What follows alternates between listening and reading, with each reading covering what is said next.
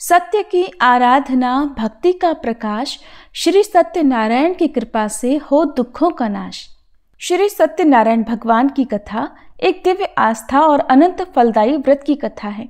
इस कथा का श्रवण और पूजन करने से जीवन में सुख, समृद्धि, शांति और आध्यात्मिक उन्नति प्राप्त होती है। सत्य और धर्म के प्रतीक भगवान सत्यनारायण की कृपा से हर बाधा दूर होती है और भक्तों के घर में खुशहाली आती है। ये कथा हमें सिखाती है कि सच्चे मन से प्रभु का स्मरण करने वाले को कभी भी किसी संकट का सामना नहीं करना पड़ता और जो भी श्रद्धालु इस कथा को सुनते और विधि पूर्वक पूजन करते हैं, उनके सभी मनोरथ सिद्ध होते हैं।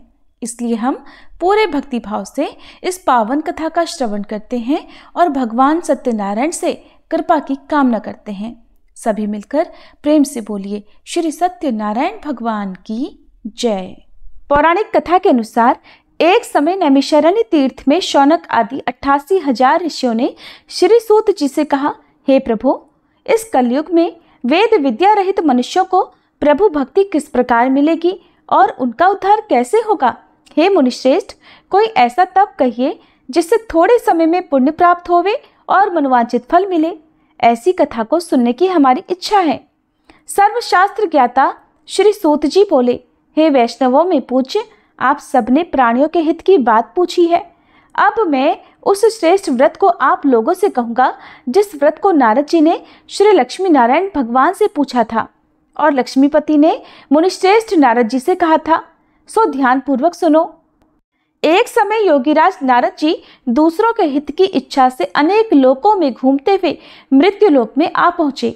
यहाँ अनेक योनियों में जन्मे हुए प्रायः सभी मनुष्यों को अपने कर्मों के अनुसार अनेकों दुखों से पीड़ित देखकर सोचा कि किस यत्न के करने से निश्चय ही प्राणियों के दुखों का नाश हो सकेगा। ऐसा मन में सोचकर देवर्षि मुनि श्री विष्णु लोक को गए। वहां श्वेत वर्ण और 4 भुजाओं वाले देवों के ईश नारायण को देखकर, जिनके हाथों में शंख, चक्र, गदा और पद्म थे तथा वरमाला पहने हुए थे, स्तुति करने लगे। हे भगवान, आप अत्यंत शक्ति से संपन्न हैं। मन तथा वाणी भी आपको नहीं पा सकती। आपका आदि मध्य अंत भी नहीं है। आप निर्गुण स्वरूप, सृष्टि के आदिभूत और भक्तों के सभी दुखों को नष्ट करने वाले हो। आपको मेरा नमस्कार है। नारद जी से इस प्रकार की स्तुति सुनकर भगवान श्री विष्णु बोले, हे मुनिश्रेष्ठ, आपके मन में क्या है? आपका किस काम के लिए आगमन हुआ है, निसंकोच कहिए। तब नारद मुनि बोले, प्रभु, मृत्युलोक में सब मनुष्य जो अनेक योनियों में पैदा हुए हैं, अपने अपने कर्मों के द्वारा अनेक प्रकार के दुखों से दुखी हो रहे हैं। हे नाथ, यदि आप मुझ पर दया रखते हो तो बतलाइए कि उन मनुष्यों के सब दुख थोड़े से ही प्रयत्न से कैसे दूर हो सकते हैं। तब श्री विष्णु भगवान जी बोले, हे नारद, मनुष्यों की भलाई के लिए तुमने बहुत अच्छी बात पूछी है। जिस काम के करने से मनुष्य मोह से छूट जाता है, वह मैं कहता हूँ, सुनो। बहुत पुण्य देने वाला, स्वर्ग तथा मृत्युलोक दोनों में दुर्लभ एक अत्यंत उत्तम व्रत है। आज मैं प्रेमवश होकर तुमसे कहता हूँ, श्री सत्यनारायण भगवान का ये व्रत अच्छी तरह विधि पूर्वक करके मनुष्य धरती पर आयु पर्यंत सुख भोग कर मरने पर मोक्ष को प्राप्त होता है। श्री भगवान के वचन सुनकर नारद मुनि बोले, हे भगवान, उस व्रत का फल क्या है? क्या विधान है? और किसने ये व्रत किया है और किस दिन यह व्रत करना चाहिए? विस्तार पूर्वक कहिए। भगवान विष्णु बोले, हे नारद, दुख, शोक आदि को दूर करने वाला, धन धान्य को बढ़ाने वाला, सौभाग्य तथा संतान को देने वाला यह व्रत सब स्थानों पर विजय करने वाला है। भक्ति और श्रद्धा के साथ किसी भी दिन मनुष्य श्री सत्यनारायण की प्रातःकाल के समय ब्राह्मणों और बंधुओं के साथ धर्म परायण होकर पूजा करे। भक्ति भाव से नैवेद्य, केले का फल, शहद, घी, दूध और गेहूं का आटा सवाया लेवे। गेहूं के अभाव में साठी का चूर्ण भी ले सकते हैं और सब पदार्थों को भगवान को अर्पण कर देवे तथा बंधुओं सहित ब्राह्मणों को भोजन करावे। पश्चात स्वयं भोजन करे। रात्रि में नृत्य, गीत आदि का आयोजन कर सत्यनारायण भगवान का ध्यान करते हुए समय बिताए। इस तरह व्रत करने पर मनुष्यों की इच्छा निश्चय पूरी होती है। विशेष रूप से कलिकाल में भूमि पर यही मोक्ष का सरल उपाय है। प्रेम से बोलिए श्री सत्यनारायण भगवान की जय। श्री सत्यनारायण व्रत कथा का प्रथम अध्याय संपूर्ण। दूसरा अध्याय। श्री सूत जी बोले, हे ऋषियों, जिसने पहले समय में इस व्रत को किया है उसका इतिहास कहता हूँ, ध्यान पूर्वक सुनो। सुंदर काशीपुरी नगरी में एक अत्यंत निर्धन ब्राह्मण रहता था। वह भूख और प्यास से बेचैन हुआ नित्य पृथ्वी पर घूमता था। ब्राह्मणों से प्रेम करने वाले भगवान ने ब्राह्मण को दुखी देखकर बूढ़े ब्राह्मण का रूप धरकर उसके पास जाकर आदरपूर्वक पूछा, हे विप्र, तुम नित्य दुखी होकर पृथ्वी पर क्यों घूमते हो? हे ब्राह्मण, ये सब मुझसे कहो, मैं सुनना चाहता हूँ। तब वह ब्राह्मण बोला, मैं निर्धन ब्राह्मण हूँ, भिक्षा के लिए पृथ्वी पर फिरता हूँ। हे भगवान, यदि आप इससे छुटकारा पाने का कोई उपाय जानते हो तो कृपा कर मुझे बताएं। वृद्ध ब्राह्मण बोला, हे विप्र, सत्यनारायण भगवान मनोवांछित फल देने वाले हैं, इसलिए तुम उनका पूजन करो, जिसके करने से मनुष्य सब दुखों से मुक्त हो जाता है। तब ब्राह्मण को व्रत का सारा विधान बतलाकर बूढ़े ब्राह्मण का रूप धारण करने वाले श्री सत्यनारायण भगवान वहीं अंतर्ध्यान हो गए। जिस व्रत को वृद्ध ब्राह्मण ने बतलाया है, मैं उसको अवश्य करूंगा। यह निश्चय करने पर उसे रात भर नींद नहीं आई। सवेरे उठकर सत्यनारायण भगवान के व्रत का निश्चय कर वह भिक्षा के लिए चला। उस दिन उसको भिक्षा में बहुत सारा धन मिला, जिससे बंधु बांधवों के साथ उसने सत्यनारायण भगवान का व्रत किया। इसके करने से वह ब्राह्मण सब दुखों से छूटकर अनेक प्रकार की संपत्तियों से युक्त हुआ। उस समय से वह ब्राह्मण हर मास व्रत करने लगा। इस तरह सत्यनारायण भगवान के व्रत को जो भी करेगा वह मनुष्य सब दुखों से छूट जाएगा। इस तरह नारद जी से सत्यनारायण भगवान का कहा हुआ यह व्रत मैंने तुमसे कहा। हे विप्रो, मैं अब और क्या कहूँ? तब ऋषिगण बोले, हे मुनीश्वर, संसार में इस ब्राह्मण से सुनकर किस किसने इस व्रत को किया, हम वह सब भी सुनना चाहते हैं। इसके लिए हमारे मन में अत्यंत जिज्ञासा हो रही है। सूत जी बोले, हे मुनियों, जिसने इस व्रत को किया है वह सब भी सुनो। एक समय वह ब्राह्मण धन और ऐश्वर्य के अनुसार बंधु बांधवों के साथ व्रत करने को तैयार हुआ। उसी समय एक लकड़ी बेचने वाला बूढ़ा आदमी आया और बाहर लकड़ियों को रखकर ब्राह्मण के मकान में गया।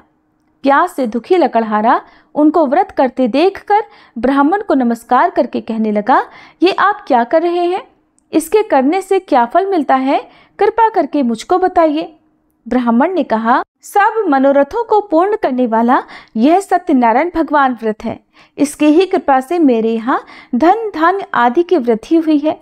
ब्राह्मण से इस व्रत के बारे में जानकर लकड़हारा अत्यंत प्रसन्न हुआ। चरणामृत लेकर प्रसाद ग्रहण करने के बाद वह अपने घर को गया।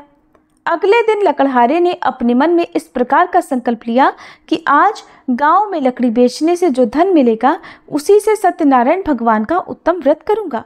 ऐसा मन में निश्चय कर वह बूढ़ा आदमी लकड़ियां अपने सिर पर रखकर जिस नगर में धनवान लोग रहा करते थे ऐसे सुंदर नगर में गया। उस दिन वहां पर उसे उन लकड़ियों का दाम पहले से 4 गुना मिला।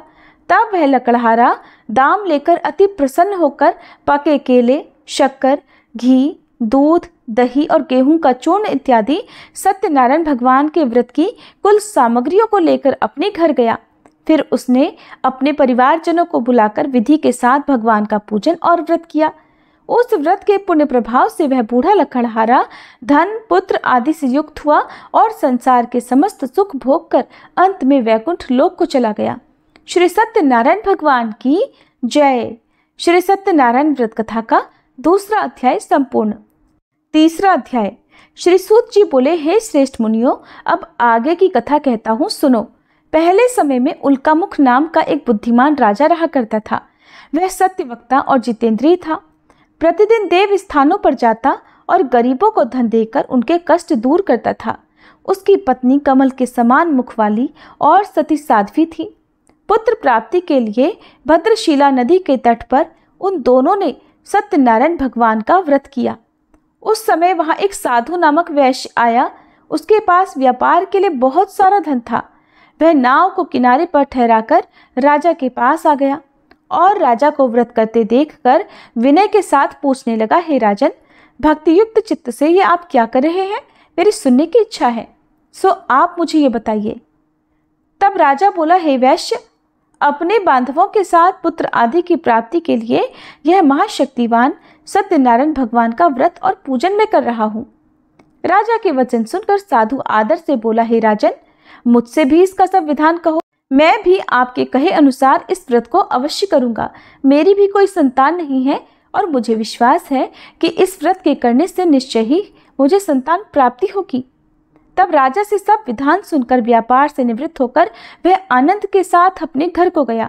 साधु ने अपनी स्त्री को संतान देने वाले इस व्रत को सुनाया और प्रण किया कि जब मेरे यहाँ संतान होगी तब मैं इस व्रत को करूंगा।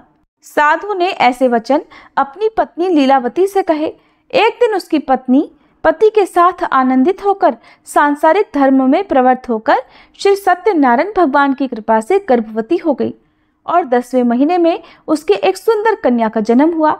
वह कन्या दिनों दिन इस तरह बढ़ने लगी जैसे शुक्ल पक्ष का चंद्रमा बढ़ता है। कन्या का नाम कलावती रखा गया। तब लीलावती ने मीठे शब्दों में अपने पति से कहा कि स्वामी, जो आपने संकल्प लिया था कि मैं संतान होने पर सत्यनारायण भगवान का व्रत करूंगा, अब आप उसे करिए। साधु बोला, हे प्रिय, इसके विवाह पर करूंगा। इस प्रकार अपनी पत्नी को आश्वासन देकर वह नगर को चला गया। अब कलावती अपने पिता के घर में रहकर बड़ी हो रही थी। एक दिन साधु ने जब नगर में सखियों के साथ अपनी पुत्री को देखा तो तुरंत दूत को बुलाकर कहा कि पुत्री के लिए कोई सुयोग्य वर देख कर लाओ। साधु की आज्ञा पाकर दूत कंचन नगर पहुंचा और वहां पर बहुत खोज कर, बहुत देखभाल कर कन्या के लिए सुयोग्य वणिक पुत्र को ले आया। उस सुयोग्य युवक को देखकर साधु ने अपने बंधु बांधवों सहित प्रसन्नचित होकर अपनी पुत्री का विवाह उसके साथ कर दिया, किंतु दुर्भाग्य से विवाह के समय भी वह उस व्रत को करना भूल गया। तब श्री सत्यनारायण भगवान क्रोधित हो गए और साधु को श्राप दे दिया कि तुम्हें दारुण दुख प्राप्त होगा। अपने कार्य में कुशल साधु वैश्य अपने जामाता सहित समुद्र के समीप स्थित रत्नपुर नगर में गया और वहां दोनों ससुर जमाई चंद्रकेतु राजा के उस नगर में व्यापार करने लगे। एक दिन भगवान सत्यनारायण की माया से प्रेरित कोई चोर राजा का धन चुराकर भागा जा रहा था, किंतु राजा के दूतों को आता देखकर चोर घबराकर भागते हुए धन को वहीं चुपचाप छोड़कर चले गए जहां वे ससुर और जमाई ठहरे हुए थे। जब दूतों ने उन साधु वैश्य के पास राजा के धन को रखा हुआ देखा तो वे उन्हीं को चोर समझकर दोनों को बांध कर ले गए और राजा के पास जाकर बोले, हे राजन, ये 2 चोर हम पकड़ कर लाए हैं, देखकर आज्ञा दीजिए। तब राजा की आज्ञा से उनको कठोर कारावास में डलवा दिया गया और उनका सब धन भी छीन लिया गया। सत्यनारायण भगवान के श्राप के कारण साधु वैश्य की पत्नी और पुत्री भी इधर घर में बहुत दुखी रहने लगी। उनके घर पर जो भी धन रखा था चोर चुरा कर ले गए। शारीरिक और मानसिक पीड़ा तथा भूख प्यास से अति दुखी होकर और अन्न की चिंता में कलावती एक दिन एक ब्राह्मण के घर गई। वहां उसने सत्यनारायण भगवान का व्रत होते देखा, फिर कथा सुनी और प्रसाद ग्रहण करके रात होने पर वह घर आई। तब उसकी माता ने कलावती से पूछा, हे पुत्री, तू अब तक कहाँ रही और तेरे मन में क्या है? कलावती कहने लगी, माते, मैंने एक ब्राह्मण के घर पर श्री सत्यनारायण भगवान का व्रत होते देखा है। कन्या के ऐसे वचन सुनकर लीलावती भगवान के पूजन की तैयारी करने लगी। लीलावती ने परिवार और बंधुओं सहित श्री सत्यनारायण भगवान का पूजन किया और वर मांगा कि मेरे पति और दामाद शीघ्र घर आ जाएं। साथ ही प्रार्थना की कि हम सबका अपराध क्षमा करो। सत्यनारायण भगवान इस व्रत से संतुष्ट हो गए और राजा चंद्रकेतु को स्वप्न में दर्शन देकर कहा, हे राजन, तुमने जिन दोनों वैश्यों को बंदी बना रखा है वे निर्दोष हैं। उन्हें प्रातः ही छोड़ दो और उनका सब धन जो तुमने ले लिया है उसे वापस लौटा दो, नहीं तो मैं तेरा धन, राज्य, पुत्र आदि सब नष्ट कर दूंगा। राजा से ऐसे वचन कहकर भगवान अंतर्ध्यान हो गए। प्रातःकाल राजा चंद्रकेतु ने सभा में अपना स्वप्न सुनाया, फिर दोनों वणिक पुत्रों को कैद से मुक्त कर सभा में बुलाया। दोनों ने आते ही राजा को नमस्कार किया। राजा मीठे वचनों से बोला, हे महानुभावों, तुम्हें दैववश ऐसा कठिन दुख प्राप्त हुआ है, अब तुम्हें कोई भय नहीं। ऐसा कहकर राजा ने उनको नए नए वस्त्र आभूषण पहनाए और उनका जितना धन लिया था उससे दोगुना धन देकर आदर सहित विदा कर दिया। तब वे दोनों वैश्य अपने घर को चल दिए। श्री सत्यनारायण भगवान की जय। श्री सत्यनारायण व्रत कथा का 3रा अध्याय संपूर्ण। 4था अध्याय। श्री सूत जी बोले, साधु बनिया मंगलाचरण कर और ब्राह्मणों को धन देकर अपने नगर के लिए चल पड़ा। साधु के कुछ दूर जाने पर इधर भगवान सत्यनारायण की उसकी सत्यता की परीक्षा लेने के विषय में जिज्ञासा हुई। तब वे एक दंडी का वेश बनाकर उस बनिए के सामने गए और पूछा, साधो तुम्हारी नाव में क्या भरा है? तब धन के मद में चूर दोनों महाजनों ने अवहेलना पूर्वक हंसते हुए कहा, दंडी सन्यासी क्यों पूछ रहे हो? क्या कुछ मुद्रा लेने की इच्छा है? हमारी नाव में तो लता और पत्ते आदि भरे हैं। उनकी ऐसी निष्ठुर वाणी सुनकर दंडी वेशधारी भगवान बोले, तुम्हारी बात सच हो जाए। ऐसा कहकर दंडी सन्यासी को रूप धारण किए हुए भगवान कुछ दूर जाकर समुद्र के समीप बैठ गए। इधर दंडी के चले जाने पर नित्य क्रिया करने के बाद उतराई हुई यानी जल में ऊपर की ओर उठी हुई नौका को देखकर साधु अत्यंत आश्चर्य में पड़ गया और नाव में लता और पत्ते आदि देखकर मूर्छित होकर पृथ्वी पर गिर पड़ा। होश आने पर वणिकपुत्र चिंतित हो गया। तब उसके दामाद ने इस प्रकार कहा कि पिताजी आप शोक क्यों करते हैं? दंडी ने श्राप दे दिया है। इस स्थिति में वे ही चाहें तो सब कुछ कर सकते हैं, इसमें संशय नहीं। अतः उन्हीं की शरण में हमको चलना चाहिए और वहीं मन की इच्छा पूर्ण होगी। दामाद की बात सुनकर वह साधु बनिया उनके पास गया और वहां दंडी को देखकर उसने भक्ति पूर्वक उन्हें प्रणाम किया तथा आदर पूर्वक कहने लगा कि आपके सम्मुख मैंने जो कुछ कहा है, असत्य भाषण रूप अपराध किया है, आप कृपया मेरे उस अपराध को क्षमा कर दीजिए। ऐसा कहकर बार बार प्रणाम करके वह महान शोक से व्याकुल हो गया। दंडी ने उस बनिए को रोते हुए देखकर कहा, हे मूर्ख, रो मत, मेरी बात सुनो। मेरी पूजा से उदासीन होने के कारण तथा मेरी आज्ञा से ही तुमने बार बार दुख प्राप्त किया है। भगवान की ऐसी वाणी सुनकर वह उनकी स्तुति करने लगा। साधु ने कहा, हे प्रभु, ये आश्चर्य की बात है कि आपकी माया से मोहित होने के कारण ब्रह्मादि देवता भी आपके गुणों और रूपों को यथावत रूप से नहीं जान पाते। फिर मैं मूर्ख आपकी माया से मोहित होने के कारण भला कैसे जान सकता हूँ? प्रभु, आप मुझ पर कृपा कीजिए और मुझ पर प्रसन्न होइए। मैं अपनी धन संपत्ति के अनुसार आपकी पूजा करूंगा। मैं आपकी शरण में हूँ। मेरा जो नौका में स्थित पूरा धन था उसकी और मेरी रक्षा करें। उस बनिए की भक्ति युक्त वाणी सुनकर भगवान जनार्दन संतुष्ट हो गए। भगवान जनार्दन उसे अभीष्ट वर प्रदान कर वहीं अंतर ध्यान हो गए। इसके बाद वह साधु अपनी नौका में चढ़ा और उसे धन धान्य से भरी हुई देखकर भगवान सत्यदेव की कृपा से हमारा मनोरथ सफल हो गया। ऐसा कहकर स्वजनों के साथ उसने भगवान की विधिवत पूजा की। भगवान श्री सत्यनारायण की कृपा से वह आनंद से परिपूर्ण हो गया और नाव को प्रयत्न पूर्वक संभाल कर उसने अपने देश के लिए प्रस्थान किया। साधु बनिए ने अपने दामाद से कहा, वह देखो, मेरी रत्नपुरी नगरी दिखाई दे रही है।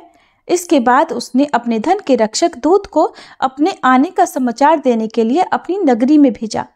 उसके बाद उस दूत ने नगर में जाकर साधु की पत्नी को हाथ जोड़कर प्रणाम किया और उसके लिए अभीष्ट बात की। सेठ जी अपने दामाद और बंधु वर्ग के साथ बहुत सारे धन धान्य से संपन्न होकर नगर के निकट पधार गए हैं। दूत के मुख से ये बात सुनकर वह अत्यंत आनंदित हुई और उस साध्वी ने श्री सत्यनारायण की पूजा करके अपनी पुत्री से कहा, पुत्री, मैं साधु के दर्शन करने के लिए जा रही हूँ, तुम भी जल्दी आना। माता का ऐसा वचन सुनकर व्रत को समाप्त करके प्रसाद का परित्याग करके कलावती भी अपने पति का दर्शन करने के लिए चल पड़ी।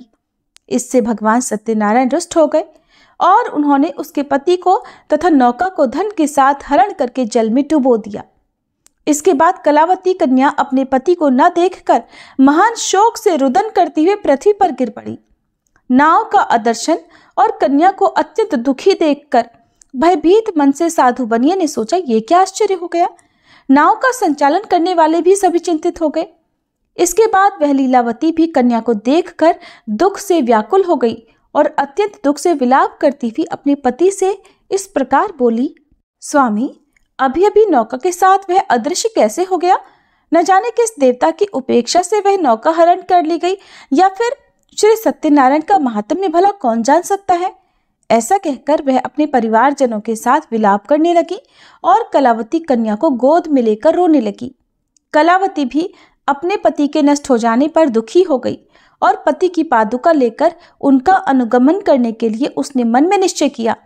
कन्या के इस प्रकार के आचरण को देखकर पत्नी सहित वह धर्म के साधु कन्या अत्यंत शोक व्याकुल हो गया और सोचने लगा, या तो भगवान सत्यनारायण ने यह अपहरण किया है, या फिर हम सभी भगवान सत्यदेव की माया से मोहित हो गए हैं। अपनी धन की शक्ति के अनुसार मैं भगवान श्री सत्यनारायण की पूजा करूंगा।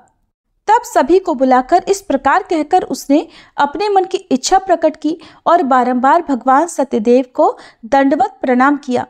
इससे दीनों के परिपालक भगवान सत्यदेव प्रसन्न हो गए।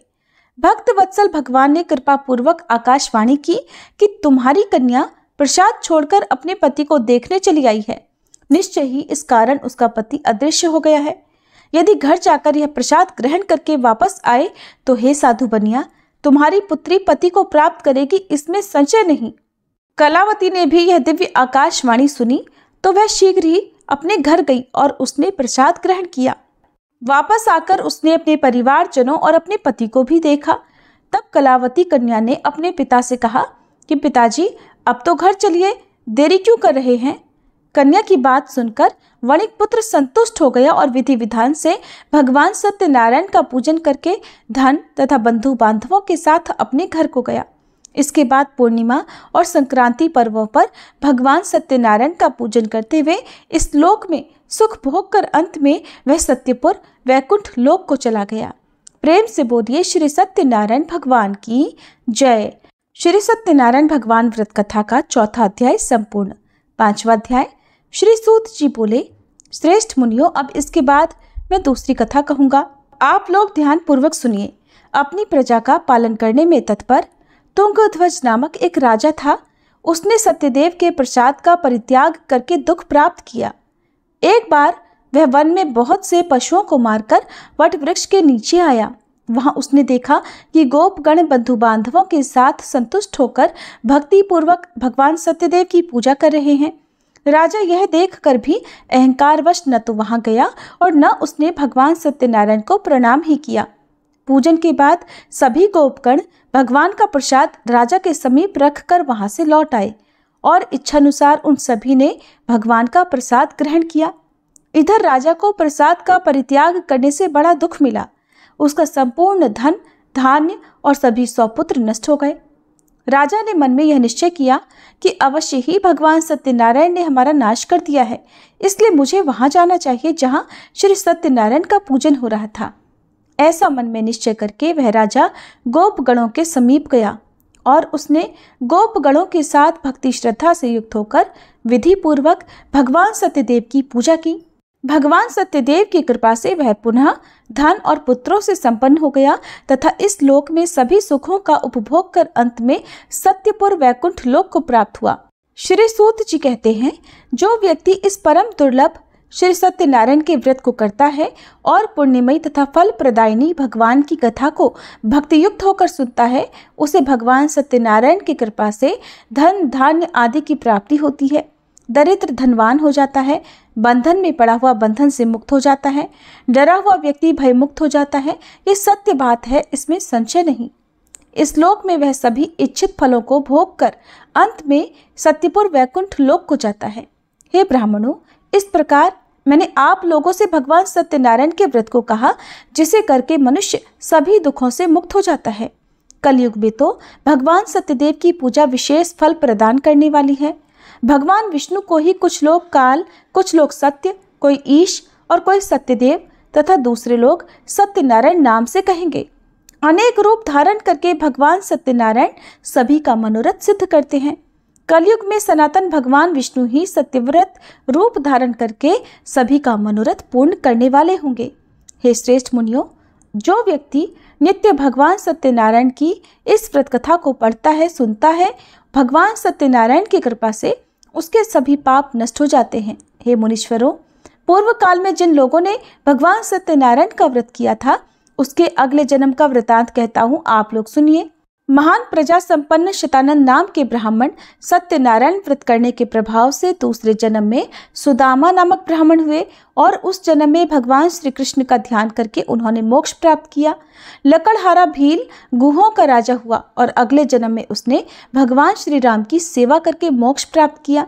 महाराज उल्कामुख दूसरे जन्म में राजा दशरथ हुए, जिन्होंने श्री रंगनाथ जी की पूजा करके अंत में वैकुंठ प्राप्त किया।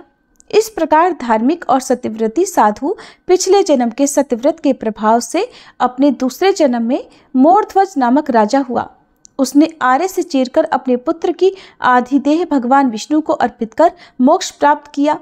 महाराज तुंगध्वज जन्मांतर में स्वयंभू मनु हुए और भगवत संबंधी संपूर्ण कार्यों का अनुष्ठान करके वैकुंठ लोक को प्राप्त हुए।